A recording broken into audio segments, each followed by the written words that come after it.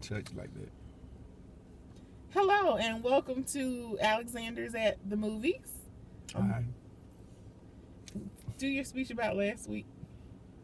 Sorry we didn't talk to you last week, but we had separate appointments and it was impossible to do anything. But we're here today. Thank you for being patient. Yes, we did not see a movie last week. Very good. Okay, so this week we saw Goosebumps. Oh shucks! Look at there. He couldn't. he didn't remember the name all evening long. But anyway, so this was a compromise because I wanted to see The Martian, and you wanted to see Football movie. Yeah, and I didn't want to see a race relations football movie tonight. Maybe late. I just wanted to have a breezy movie this time. Okay. So our compromise was Goosebumps with Jet Black. And I thought this would be a scary, funny movie. It had some scary parts in it to me. What'd you think of it? Well, it was very interesting the way it was written, but I know, nobody's going to write a book and whatever is in the book going to come alive. But it created some thought as to what really exists in a person's mind that was revealed in that book. Okay, so maybe we should tell them a little bit about the movie. Okay. So in the movie, there's this writer and he's got all these books and he's written these crazy characters like the Abominable Snowman and Wolfman. Yeah, and a crazy clown, a beautiful poodle that's floating, but when he opened his mouth, got teeth like a dragon. Just weird, crazy characters. A ventriloquist who's like the ringleader of them all. Well, one of these books is accidentally opened by one of the characters, and the only way to get the thing back in it is to get close enough, have the book open, and it sucks them back in. But the characters don't want to go back in, so of course they're going to fight this whole process. Well, the ventriloquist is mad, the little dummy, and he's on a mission. He's setting them all free. And that dummy was something else. Yeah. If you ever call him a dummy, he call for his men, they shoot you and you freeze. Yes. So he's on a mission, and so every time he let a creature out, he burned the book. So if the book is burned, they can't get back into it. So you got all these creatures running around this small town and just wreaking havoc everywhere. It was a hot mess, and some of the creatures are kind of scary. Some of them are weird, but some of them are kind of scary. It was some mummies and some dead folks, and it just was a real lot going on. But one thing I liked, the main character, he was fiercely protective of his daughter. I mean, very protective of his daughter, wasn't he? Yes, he was. I mean, he really was. Yes, he really was. And I love that. That's a sidebar from a personal conversation earlier. But anyway, I like that. Another thing that I particularly like, a couple things. So the little supporting character, his name was Champ in the movie. His real name is Champion. I thought that was cute. His parents named him Champion. Because one was an Olympic medalist and one was like a track star. So they named their child Champ. And he was so not a champ. He was scary. He was kind of dorky, kind of not your champion kind of guy. Till the end, he got his nerve and he was a champion then. And I also liked when the first animal or creature came out, they showed the book opening and you could literally see the words coming off of the page. And they swirled around and they created this monster. And it made me think, so too in life, the Bible says that life and death is in the power of the tongue. And it made me think about whatever we are saying, either it's spewing out and it's circling and becoming something wonderful and great and life-giving, or it's becoming something detrimental and hurtful and death. So too with the written word, with the spoken word, what our words have power. And like they came off the pages, they come out of our mouth. What are they doing? Are they speaking life? Or are they speaking death?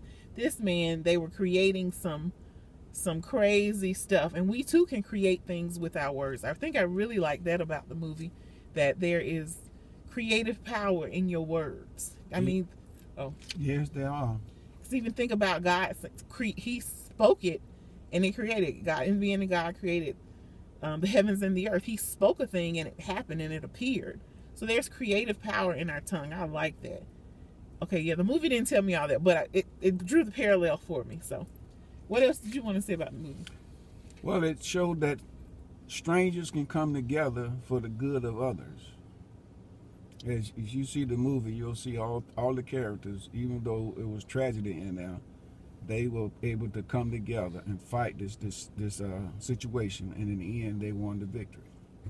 And the end was that in order to get rid of all these characters, because their books had been burned, you had to write one big book that incorporated them all. Yeah. Even one of the main characters. So I looked over one time in the movie. One time you were asleep, okay. But one time, you were crying. Why were you crying? Well, one of the main characters had fell in love with this girl, and the daughter of the man that wrote the book, and he found out that she was not real but a character, and they had already created a new book, and in order to get rid of them, they would have to open this book, and she would be gone, and he couldn't do it. So this young man that wasn't bold, named Champ, opened the book, and all the animals were put back in it, and then she left. And he was hurt, and he thought that, he'd never see her again. So later on at the end, the man that rewrote the books became a teacher at the school, and they were talking about her, and he said, "You'll never see her again." He said, "Yes, he will." And then he looked down the hall, and there she was. He had recreated her, and when they got together, he burnt her book. And that sort of, brought a little tears about it. Thumbs up. That's your Academy Award winning performance. That's it. Okay. Yeah, so that was interesting to see. That brought out the emotion. That was cute. But anyway, pretty decent movie. You liked it. You give it a 8. Okay, I give it about a 6. Nothing bad, just was okay to me. Too many, I guess, little monsters that I didn't like, and I hope I don't have no dreams about. So, yeah, I think that's it. Anything else to add? No, I just think you might enjoy the movie. It's new and it's strange, but life is that way. Good paragraph. Okay. So that's the Alexanders at the movies this time. Next time, I don't know what we'll see, but we heard your request. Well, first of all, thank you for the warm response. Y'all liked Alexanders at the movies, so we'll keep it up. Oh, Lord's willing. But somebody requested War Room, and I've seen it twice. He's seen it once. We're gonna watch it one more time so we can comment on it right after seeing it. I personally am gonna buy it. I love it. I think we all should have a copy. I think we all should have a war room, a closet, a prayer room. I'm gonna do a separate little book on prayer, and not book, but maybe book, but a separate little video on prayer. Cause can you stop yawning? We almost finished. Okay, let me hurry up and end, so we can finish. So anyway, that's it. That's it. Alexander's at the movies this week with Goosebumps, our compromise movie. We look forward to talking with y'all next time. We don't know what the next movie will be, but War Room is coming. We will do War Room. War Room is on. Okay, so and I give the movie 2 thumbs up.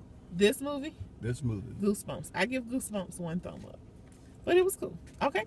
Till next time, y'all have a fabulous rest of the weekend, and we will see you next time. Bye-bye.